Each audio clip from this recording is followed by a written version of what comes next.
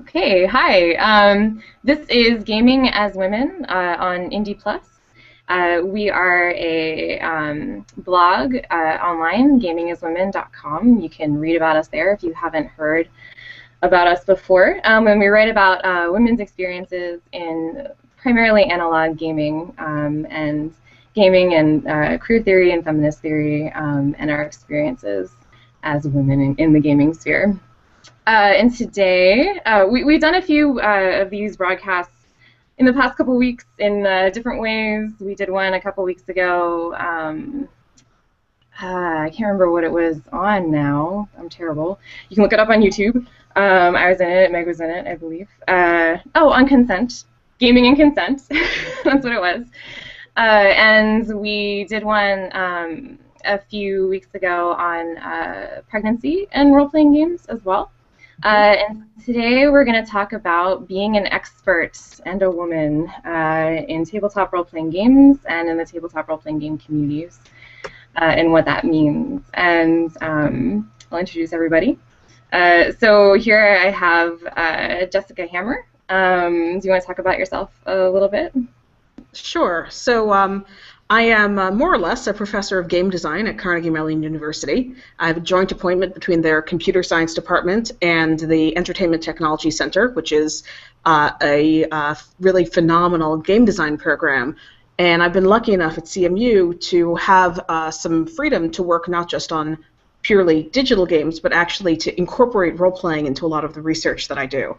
So I'm here, I guess, both as a role player myself and as a periodic game designer, but also sort of as a scholar and professor who works with games.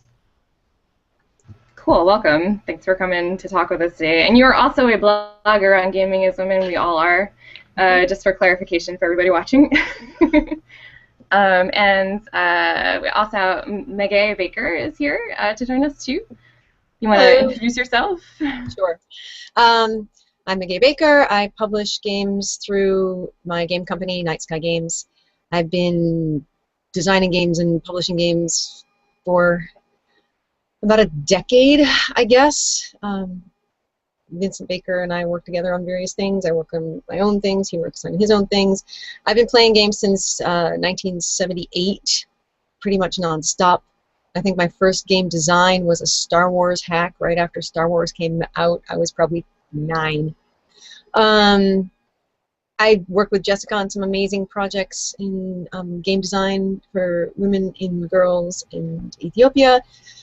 I do game design in sex ed classes. I do game design everywhere. I play games. Games is one of the big threads in my life, the other being thread. So, yeah. Oh, and I'm doing a little cycle of games right now through Patreon. I'm writing 8 games this year. 8 little games. That's exciting. The 3rd one just came out. Yeah. Cool. Congratulations. Thank you. Yeah, fabulous. Cool. So, I'm Kira McGran.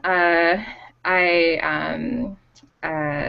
really like reading about feminist and queer theory. I am working on a few games of my own right now, including one that I just finished. Is coming out on the indie mixtape. Look for it. It's called Strict Machine.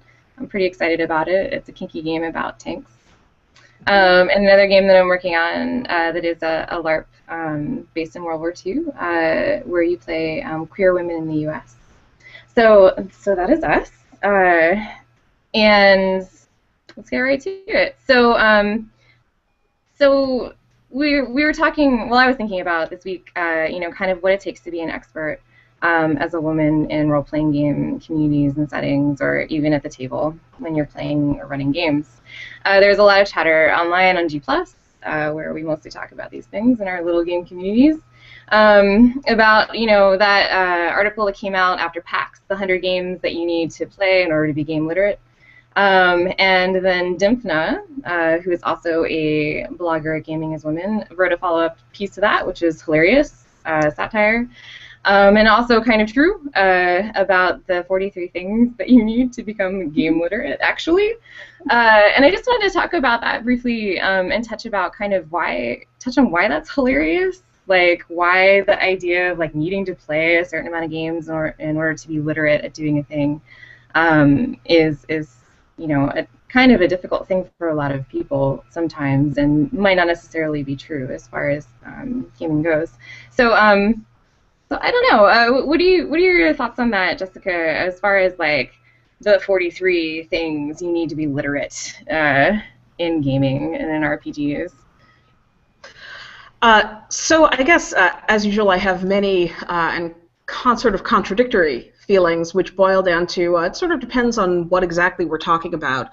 I tend to, first of all, I want to say I thought that Dymphnas List was hilarious, and I think that it's reflecting something that's very true, which is this tendency to use lists, the 100 things you must play, the 100 things you must do, as sort of gatekeeping. And I think that her response was very appropriately pointing out, like, who are you, dude, to basically be saying, these are the things that you should do. On the other hand, I think that generally speaking, having explicit rather than implicit information about what it means to be an expert in a community actually helps marginalized populations within that community who don't have access to the same kind of sort of internal networks, who can expect to be judged on sort of arbitrary standards based on the feelings of whoever's talking to them, and also who are generally going to be judged less favorably about whether they meet those standards. So if you have something like, if you've played these 100 games, you're an expert, and somebody wants to sort of police the boundaries of the community in a way that excludes you, it's actually incredibly helpful to be able to say, no, I played these 100 games, I'm an expert no matter what you think. So I guess I'm sort of torn between I want to see more lists like this. I want to see more opportunities to take our implicit understanding of what it means to be an expert in games and make that accessible to people who don't have sort of insider insight, or who don't have, sort of a network of people going like, yeah, come on, we'll make you an expert, it's cool. On the other hand, I think that anyone who wants to set themselves up as the person making that list has to think very carefully about who they are and how they're scoping what they're saying. So, for example, I assign games in my class, and I tell my students, not this will make you the game design expert, but rather this will shape you into the kind of game designer this class is meant to shape you into, which is a very differently scoped statement. So I guess both and, if that's an acceptable answer. No, that's really great. I mean, I think that the explicit versus implicit is really important, that distinction that you made, right? Like giving a list or a primer of these are some important games that will help you understand this medium versus these are the games you need to play in order for us to respect you as an expert. These are kind of two different implications. So, Meg? That's why I think that the two in concert are the best. Like if someone was just seeing the 100 games you have to know, or just seeing Dymphnas' hilarious and excellent second list, either of those in isolation is not going to give you a whole picture. Together, they make something that is much richer and much more interesting, because Dymphnas undercuts that second part that Kira just mentioned, like, oh, you have to do this. She's like, oh, yeah, really? I don't think you have to. You might want to. It adds some levity. It adds some breadth of experience. Like, take it with a grain of salt. But I agree completely with everything has just outlined, that it is helpful to have a list, and it is helpful to go to think about in a reflective and analytical way where you agree with that list and where you don't agree with that list. What games would you put on that list that aren't there? What ones do you think are there that you really think that are irrelevant, and why? What shaped you to the place where you are as a gamer, as a game designer, as a casual observer of the community, to see that explicit list. And we have to also back up a little bit and say, this is a thing one person wrote. It wasn't like, a huge panel committee of a bunch of, 100 people in a room, and we all winnowed it down to, okay, these are the ones we must agree on. So that's part of it too. We need not to sit here and give this guy's article more weight than it deserves. It's a cool place to start from. Awesome, you made it. People get to start talking about it. Go, yay! But it's not exhaustive, and it's not definitive. It's just a place to start a conversation like the one we're having here, and like all the ones we've been seeing on G+ over the past week. And Dymphnas' contribution to that conversation is really important, because it undoes some of that, like, oh, this is the one true list. sort of mentality that could easily have arisen around that article. I think it's amazing in ways because the question of literacy is important, really important. Game literacy, social literacy, numeric literacy, if you're talking about mechanics that need a lot of different numeric and mathematic manipulation. Basic literacy. If you're what if you're designing for a community that doesn't read? How do you deal with all those things? And I've dealt with that things, going to conventions in Italy where people come to my table who can't read. It's not even like, it's not like, oh yes, we did things in, developing country. No, I'm talking about basic people that are faced with some degree of, oh my God, that's an overwhelming rule book and I can't read it. Like asking me to read Burning Wheel, I want to, not able to. Moving on. So the question of literacy and the question of access, I think, are really key. And I just want to underline what Jessica said about access and about this being a way of having some starting point to take part in a broader discussion about games and about what it takes to feel informed. Because I don't think that this underlying, this question, what it takes to be an expert in games, I think that needs to be turned around on its head a little bit. Like, what does it take to feel that you are informed and that you are comfortable talking in a informed and confident and possibly authoritative way about any game? And if you've written a game, there you go. You are the expert on that game. If you've been involved in different aspects of putting together conventions or writing and speaking academically about it or writing and publishing big games, little games, whatever, finding the ways in which you are an expert. Maybe you've just played 1,000 games of Go and you're damn good at it. That counts. So that actually ties to not to go back to my class, but to go back to my class. I require my students to become 2 different kinds of expert over the course of the semester, which is they're required to become a depth expert in one particular game. They spend 15 weeks playing a game and getting really good at it. And they're also required to play every week for 15 weeks a game they've never played before that fits a challenge that I've set them. For example, 1 week they have to play a game they expect to hate. 1 week they have to play a game that someone else in the class played as a child, right? So like they're exploring, and I think that there are actually 2 different ways of building expertise, and maybe even 2 different kinds of expertise. So I'm really glad that you brought up that distinction, because if I put on my sort of cognitive psychologist hat, experts really do things differently from novices. So there's a phenomenon called chunking, for example, where a lot of this research was done with chess. So when a chess expert looks at a chessboard, they don't actually see individual pieces. They see sort of larger chunks that have meaning to them that a novice can't even perceive. So it turns out experts and novices, chess players, if you just put a bunch of random pieces on the board, neither one is better at memorizing them. But if those pieces have meaning within the framework of chess, experts all of a sudden become a lot better at remembering what the board position was. And I think that actually suggests a couple of things, which is, first of all, that not just playing games, but thinking about analysis of games can be really important in building expertise. So you learn to recognize patterns. You learn to recognize these chunks. And along those lines, I want to recommend Clara Fernandez Vara's new book, An Introduction to Game Analysis. If you're the kind of person who learns from reading and it's practice-oriented, she'll help you. The book is oriented toward helping you actually do this, to look at a game and analyze it, break it down, see the patterns, understand how they relate to other games. But you can get this other ways. You can get this from talking to people. You can get this from deep introspection about your own experiences. So I think that learning this chunking thing is both a strength and a weakness of sort of quote-unquote game experts. That once you start to see the world in chunks, it's hard to go back and see it like a novice sees it. So actually, if you're someone who's like, oh, I don't know, I haven't played a million games, that's an incredible strength. because you're able to design games that are accessible to people who have a similar level of expertise as you. Right? You're going to be able to design games that are going to get people involved because you're not assuming that they have this deeper structural knowledge.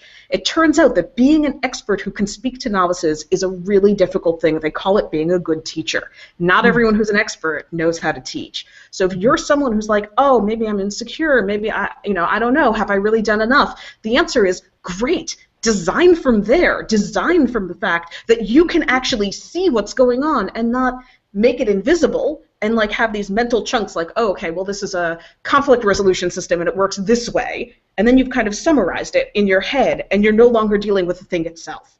Oh my God, yes.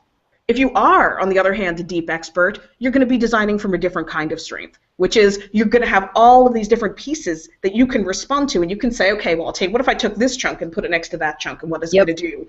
Boom, boom, boom. That may be very fast for you, but you're going to struggle with different things than someone who can't do that chunking. Yeah, and that's like one of the things with writing game text that becomes increasingly a problem the more you've written them, is writing to that person who doesn't see the way the mechanics and the conflict resolution and all those pieces are, and it's so easy to start writing shorthand and not even realize you're writing shorthand. That's and then right. You have to go back and be like, oh, I actually have to write that rule. I actually have to break this down if I want my game to be accessible. If I want to be writing a game that anybody can pick up and play, or if I want to just be writing, supplementary material or material that builds on something else that I am trusting a core audience to know. That's right. And there's a big difference in those two, big set of skills. Yeah, and that goes back to kind of, we're going to bring it back around to feminist theory for a second. That's a huge criticism of feminist theory and feminist thinking, is that it isn't accessible, that you have to be able to read on that academic level in order to understand what people are talking about, as opposed to like sharing your own experiences or your own thoughts or talking to people. That's a big criticism that Bell Hooks talks about in her book, Feminism is for Everybody. She removes the academic language from the feminist theory and allows people who are maybe on a different level of reading or are not academics to understand the basic tenets of intersectional feminism. And so, I think that accessibility is a big deal when you're talking about playing, 100 games or being an expert in something. Do you have access to those games? Can you pay for those games? Do you have a community that will support you in playing those games? Can you talk to other people about those games in a meaningful way? And especially if you're a marginalized person, if you're a woman or a person of color, if you're queer, can you be a part of that group when you're a double outsider in a way? You're like the other.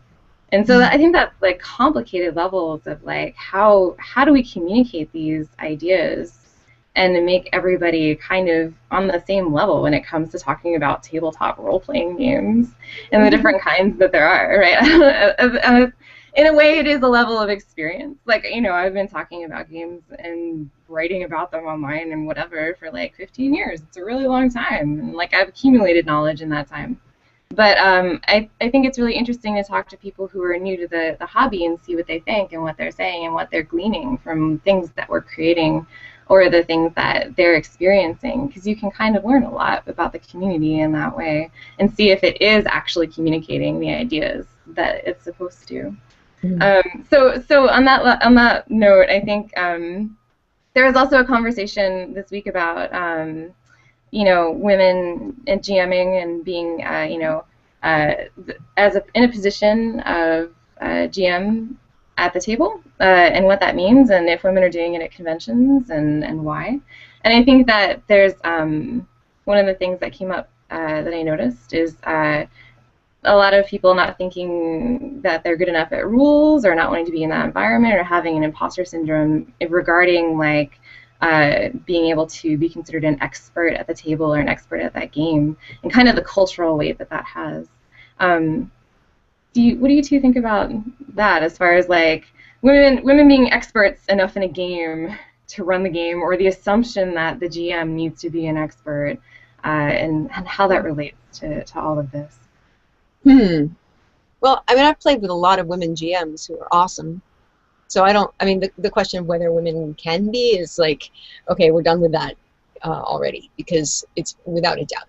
I know more women who play video games and are like just astonishingly good at them than I do men, just because oddly that's how my video game world is filtered out. You know, I just happen to know more women who are amazing video game players, and tabletop playing is right in there too. My experience of tabletop gaming is pretty much 50-50 in terms of who I played with, really. It's probably not actually true if I went back and tallied everything up, but it feels that way because I play with a lot of women. I think that the question of being an expert at a game, and that you have to be an expert at a game, is a leftover relic of an age where memorizing minutia mattered more. Where when, like, the age of the rules lawyer, and I know there are still rules lawyers out there, there are plenty of them, but I think that that concept that you have to have that encyclopedic knowledge of the details of the rules and how everything interacts, I feel like that is a leftover holdover, something from the 70s or something that you, when you had to do it that way. It's ridiculous. I think that if you want to run, just run. Like, I don't, like, if I sit down at your table and you're running, what's a game I've never played? Numeria. Okay? Did I even get it right? Oh, Numenera. Yeah, that one. Never played it. If I sat down at your table and you were running that game, I have no idea what the rules are. Go for it. I don't care. You know what you're doing. Have some familiarity with the system.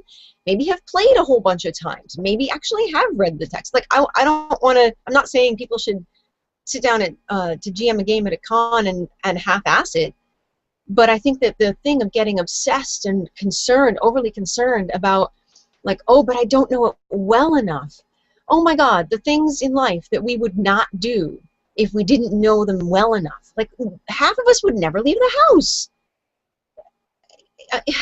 It's okay to want to. It's okay to say, well, I'll give it a try. You know, it's okay to try. Like, I feel like now, in the last 10 years, maybe, we are getting into an era where, in terms of education and academic style, we are beginning to embrace the concept of failing forward. You know, fail often, fail forward, try it, just try it. Because I feel like a lot of people, like, 35 and up, grew up in an educational system where failure was very, very much not okay.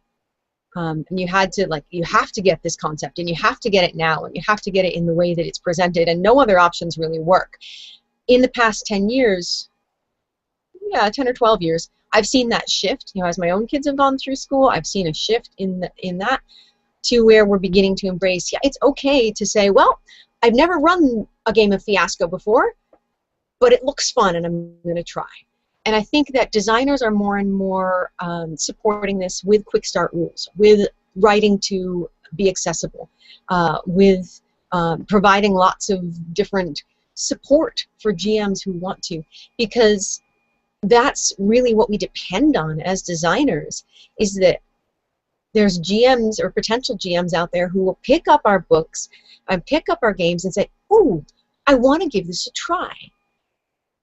So that's where that question of confidence and imposter syndrome and expertise all sort of right together. Like, just give it a go. Like, the worst that's going to happen is you'll have to go, oh, hold on a minute, let me check a rule. Okay. Okay. That's what I got to say on that. Go for it, Jessica. So, I don't mean to be Professor Depressing, but I agree very much with the sentiment, but I hear people talk a lot about, well, imposter syndrome is really about women believing they can't do it, and my response to that is like, no, it's actually a very sensible response to a real phenomenon. And the real phenomenon is that you need to be better to get treated the same way as a dude. There's a great study that illustrates this. It's actually very relevant to expertise, which is that people in the study were asked to evaluate 2 job candidates, I think, to be the police chief. And one of them had more education, like had a better academic background for the position, and the other had more experience. It turned out that both men and women said that the thing that was more important for the job of police chief, what made someone an expert, whatever the male candidate had. So when the male candidate had more experience, then experience was more important. And that's what they would use to justify why that was the better candidate. When the male candidate had more education, again, they would say, oh no, education is much more important, and therefore we prefer the male candidate. So I think it's not really as simple as, it's your own beliefs that are holding you back. Your beliefs have been formed by a lifetime of seeing other people succeed more than you for less effort and less quality work. And, if you walk into the table and you know every single rule, but you're weak at improv or, character development, maybe that's all of a sudden going to be how the ground shifts and what the people at your table are going to be like. That's what you need to have done to be an expert. Sorry, you're not really an expert. You're a crappy GM. That said, this sounds very depressing, but I find it liberating because it means that I know when someone reacts badly to me as a GM, it's probably not me they're reacting to. They're talking to stereotypes. They're talking to ghosts. They're not talking to me at all. So, and I find it kind of liberating knowing like I can't possibly be good enough to erase everybody's sexist training from the moment that they're born, right? I don't have to be that good. It's out of my power. Amazing. Liberation. All I have to do is do my best and do the job of GMing that I want to do and do something that I don't think anybody else could bring to the table. Because then, you know what, you don't think I'm good enough, fine, too bad. You don't get my special sauce. You don't have to get the Jessica Hammer vision if you don't want to be at the table with me. Yeah. So, in some ways... Oh my God, yes, all that. Yeah. Yeah, and I just find like letting go of the illusion that any amount of hard work will get you treated fairly, even by people who love you, because they have been, all of this stuff, it happens subconsciously. Nobody intends it, but I could go into the cognitive psychology behind it. It has to do with basically the very, very fundamental way that we reason, is that it's easier for us to retrieve things that we think of as more typical. And as long as we think of men as more typical of expertise than women, we're screwed. The good news is that can be changed. So first of all, every time a woman gets up to GM, she's doing a bit to change it, right? Little by little, plinking away at the stone. But it turns out that actually things you didn't think would be a big deal can make big differences. So there's a research study that they did with 7th graders. They started out and they had them draw what is a scientist, right? And they drew basically a bunch of old white dudes in lab coats because that's what they thought a scientist was. And then they spent like 2 weeks just talking to scientists and online, looking at pictures of scientists of all different kinds. And then they had them draw a picture of a scientist. Yeah. And it turned out that all of a sudden their pictures of a scientist were much less and often tended to look like them. Mm-hmm. So every time that we give players an opportunity to see a female GM, we are changing the degree to which that role is seen as male, and we are being judged as not male and therefore inadequate, and that can be referred to whatever about our skills. We don't know the rules well enough. We're not good enough with character. We don't do the voices. We're shit at accents. Maybe that's just me. Whatever it is. So, getting up and doing it, to me, is not just about, all right, find a way to express yourself, but also know that you're making it better for yourself and for every other woman who ever wants to GM a game. Every time you take your courage into your 2 hands and you get up there and you do it. Yeah, and I feel like that's, definitely, 100%, all that. And that's like the thing, like, what do you got to lose?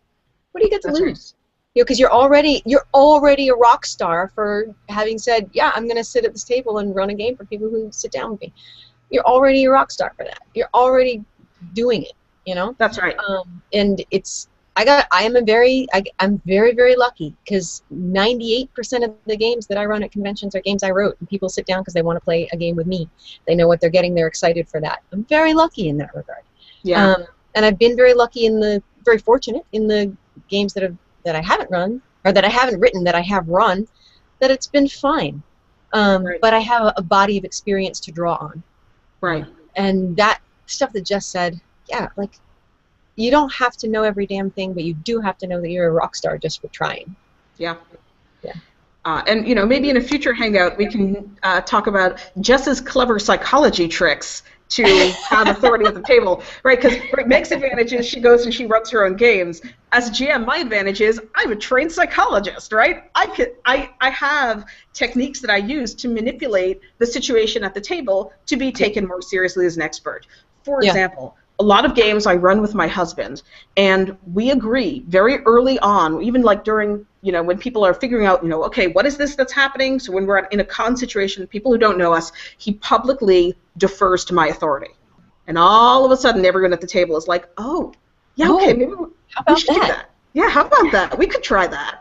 Right? Because they're sort of modeling themselves on him. When he does it, it becomes more acceptable for other people to do it. Yeah. There are all kinds of tricks like that that can address not how do I become a better GM, but how do I fight injustice better? How do I deal with this sort of broken system that I'm in? You can't beat it, but you can slowly chip away at it. Right? No one person can beat it, but you can kind of, and there are tools that you can use. Yeah.